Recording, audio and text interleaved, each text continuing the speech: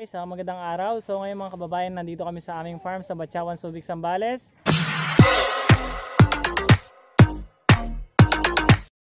Ayan si Junjun, tumatawa siya mga kababayan. So nandito kami mga kababayan, ay 3 araw po kami dito na matutulog po kami dito para i-prepare po yung aming lupa dito sa Batchawan, Subic, Zambales. Kasi nga po mga kababayan ay papasok na po yung rainy season. So i-prepare namin yung lupa, lilinisin namin, ayusin namin yung bakod, tsaka dahil papasok na ang rainy season, kami po yung magtatanim ng mga gulay dito, mga fruit trees like papaya, kalabasa, at iba pang mga klaseng halaman na pwedeng pakinabangan po natin. So 3 araw kami dito mga kababayan, kami po isubaybayan nyo sa first day, second day, third day po.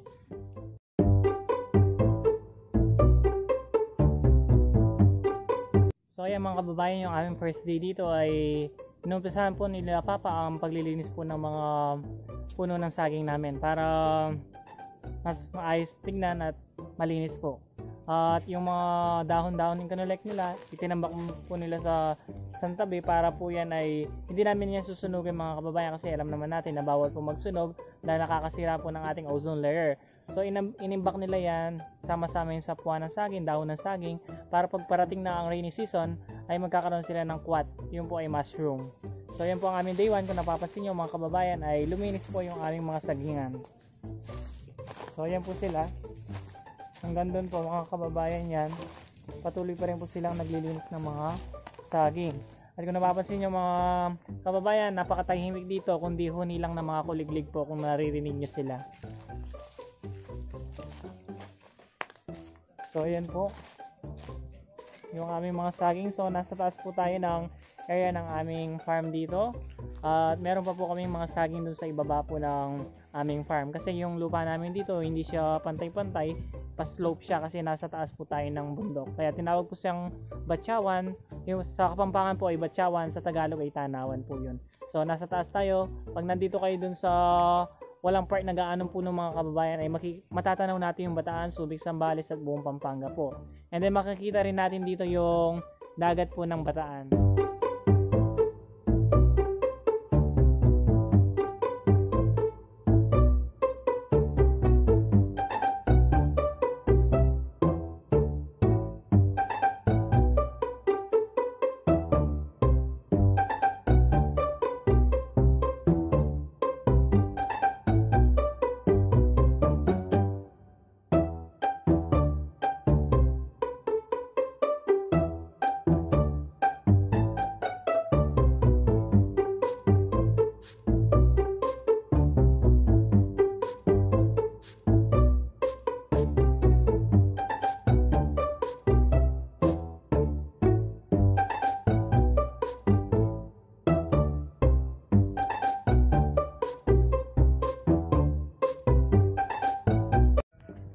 Ayan si mama ko guys, nagtatanim siya ng mga bulaklak.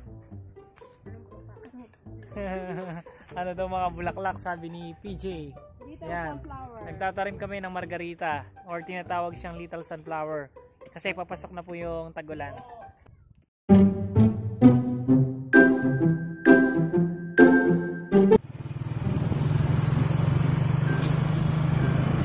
Hi guys. Mag-iigib kami ng tubig kasi mahirap yung tubig dito.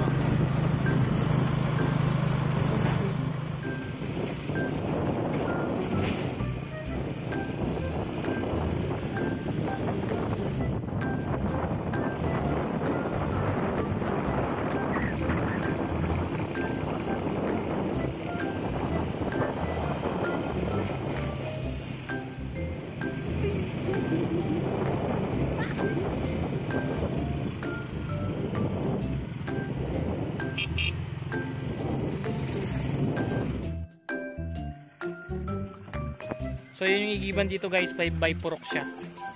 Ayan o. Napaka-fresh po ng water, walang halong chlorine. Yan si Kuya Noel.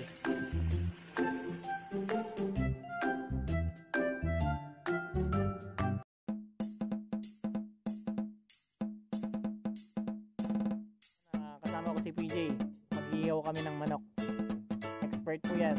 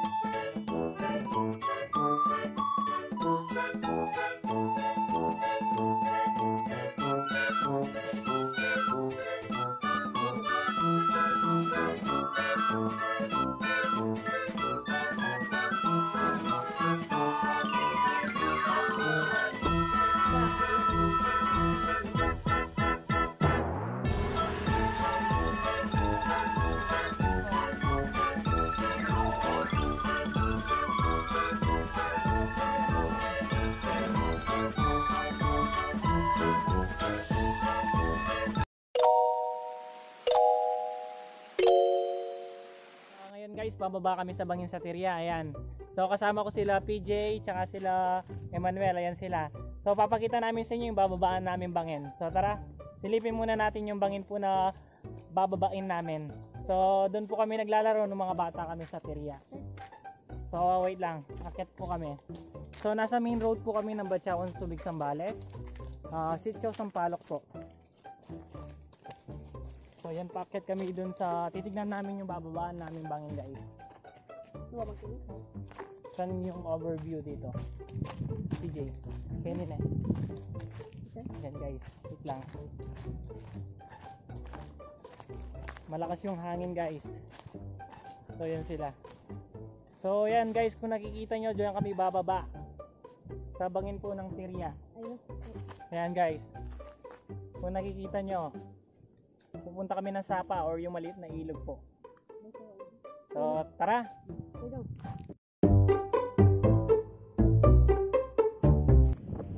So yan guys, start na kami bababa ng bangin po. Nauna na sila PJ, medyo matagal daw po ako.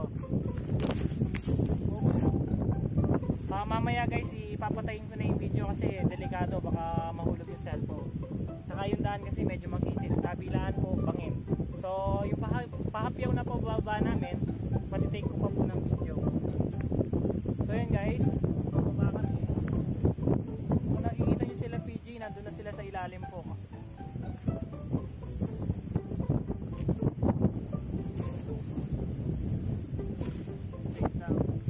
Yan guys, bababa po kami. Kung titignan nyo, napaka-rocky road po niya. Medyo nasa banayad na kaming sa pagbaba namin sa bangin, kaya nakapag-take na po ako ng video. Yan guys, medyo siguro naka 1/4 na kami. Kung nakikita nyo po ang bundok na yan, ay bundok po ng Tirya yan. Yung mga kasama ko, abilis sila eh. So ayan guys, kung makikita nyo, may pinag-uulingan sila dito kasi yun yung pangunahing hanap buhay ng mga tao dito guys. Kahit bawal, kaso hindi sila kakain kung hindi sila mag-uuling. Medyo malayo pa kasi sa kabihasnan yung dito eh, yung place kasi yan, yung tubig wala pa sa bahay-bahay, by porok pa. Pero at least nag-improve na, may kuryente na at pasementado na yung daan kasi sa dati na lampara lang yung ginagamit namin. Ayun guys, oh, kung napapansin nyo, yan yung mga buho na binibenta sa city, yung salasala or pwedeng pambalag ng mga gulay, ang palaya. Ayan sila. Tapos dito sa kabilang banda, ito buho to guys. Sa kabilang banda meron din mga yung tinatawag na beto. So yun sila guys, talagang pasok kami sa gubat ng Tirya.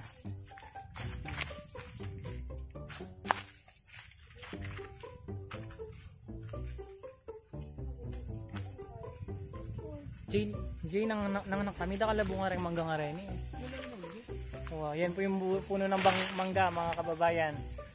I remember nung mga bata kami, pag bumababa kami ng bangin, nagpupulot kami ng mga nahuhulog na bangka. Ayan po yung mga kasama ko, nagpahinga sila guys.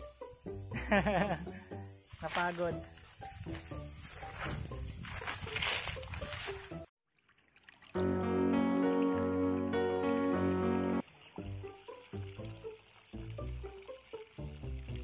Ayan guys, yung tubig dito sa Tirya guys, nanggagaling sa ilog yan.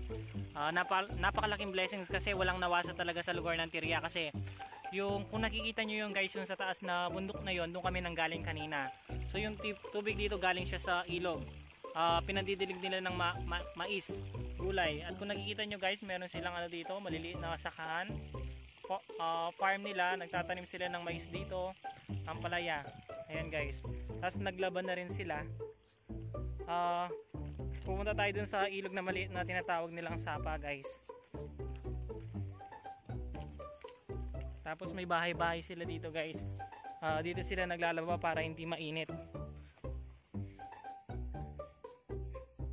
Yan guys. Ang galing no? Halos yung tubig dito nanggagaling sa ilog na to. Kahit summer na summer, may tubig siya. Tapos may mga laing dito guys. Maginagata. Tapos isa sa mga pinunta namin talaga dito guys, na kukuha kami ng ilang puno ng pako. Itatry namin silang itanim sa mini farm. Sa Fortuna, Florida Blanca, Pampanga. So yun yung ano dito guys na tinatawag nilang sapa or ilog. Napaka-presko dito guys. Tsaka napakatahimik.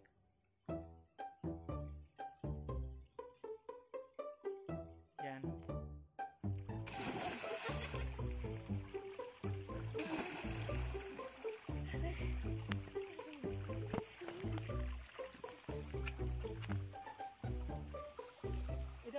Naligo sila guys.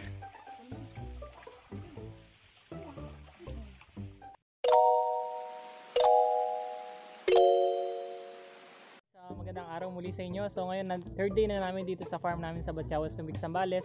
So yun pa rin guys, piniprepare pa rin namin lupa dito, nag-work kami para sa tataniman namin ng papaya, na mga red lady papaya na Del Monte po at ibang klase ng gulay. So ayan po guys, ongoing po silang nagtatrabaho para linisin po yung lupang pagtatamnaman namin. So ayan po sila guys. Nagpuputol sila ng puno guys para kailangan kasi ng sunlight sa mga papaya tsaka sa mga gulay. Ang pinuputol po nila mga puno ay mga ipil-ipil guys. And then yun rin po yung pinapang-ayos nila ng bakod. Kasi until now, sobrang laki kasi nito. Magastos kasi kung concrete eh. Pero siguro darating din yung panahon na mapapa-concrete namin to. So pansamantala po, mga kakawate, kawayan yung muna po yung pinambabakod namin. Ayan, kung nakikita nyo po si Arman, nagpuputol po siya ng mga ipil-ipil.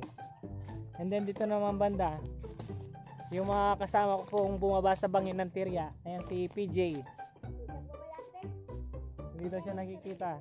Tsaka si Samuel. And then ito naman sa likod ko si Bay. And then nandito sila papa ko. At saka sila Kuya Noel. Inaayos yung bakod guys. Yung mga bata. And then dun naman sa banda dun sa malayo sila Ate Aileen. Yan sila. Dito sa farm namin dito guys, may kami along the highway kami, main road. Tapos sa likod ng farm namin meron din siyang maliit na parang iskinita po. Wala po, mag-video ka. Mainit guys, pero pag madaling araw malamig dito.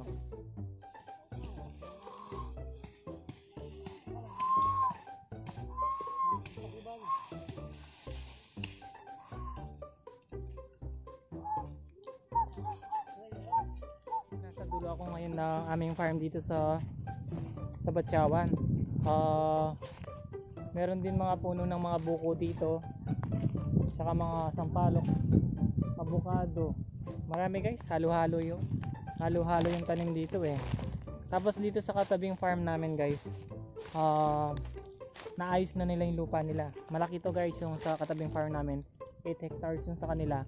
Kung titingnan niyo sa likod ko, ayan siya.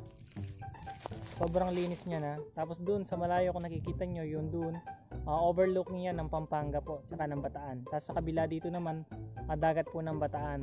Kaya ng pagkakaalam ko po kasi nung last na nakausap ko sila, magtatanim sila ng papaya. Mga 3,000 papayas na Del Monte din yung tatanim nila dito. Tapos dun sa kabila, dun sa may tao po dun na may mangga, ongoing po yung rest house nila doon kasi papasok na nga rainy season. Sabi ko nga sa inyo, dito sa Batyawan, Subic, Zambales mahirap ang tubig. talaga nila yung rainy season para magtanim. Parang ganoon din kami, para pagdating ng next summer uli, yung tinanim naming mga puno, malalaki na sila, hindi na sila mamamatay sa init. So yun guys, nandito ako sa dulong ha. Meron din ditong mga langka, kasoy, tapos may mga bunga yung ano dito, santol, tsaka yung mga avocado nagbubulaklak sila. Tapos nandito sila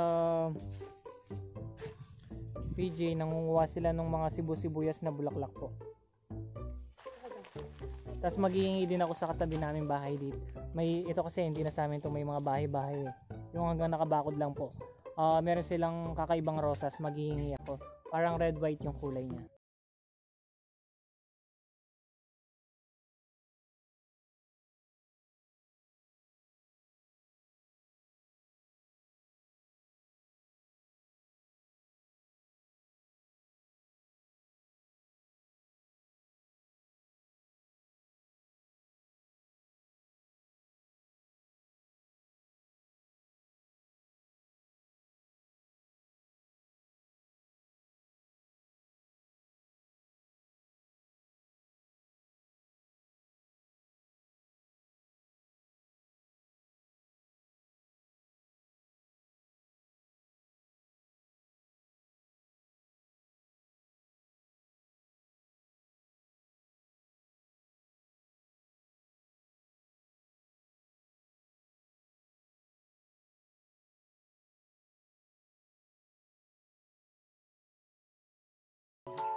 So, dun po nagtatapos ang aming video. Sa first day, second day, and third day dito po sa farm namin sa Subic po. Kami po, pauna na po kami uuwi sa baba. Sila mama, maiwan pa po sila dito kasi hindi pa po nakakalahati yung trabaho dito kasi hinihintay na namin yung ulan. Medyo paghapon po dito makulimlim guys, malapit ng umulan. Ay update ko na lang po kayo sa aming mga itatanim dito sa Batyawan, Subic, Zambales. Pero possible na itatanim namin talaga mga kababayan ay papaya, kalabasa, at mga fruit trees like coconut po. Ayun po. Maraming salamat po sa inyong panonood. Kung nagustuhan niyo po ang video ito, don't forget to subscribe our channel po and click the bell po para po pag mag-upload kami soon, manonotify po kayo. At i-update ko rin kayo guys sa mga nakuha naming mga na-hunting naming halaman dito sa Batyawan po na rosas, yung mga ligaw na luya at mga pako po. Yan po. Thank you.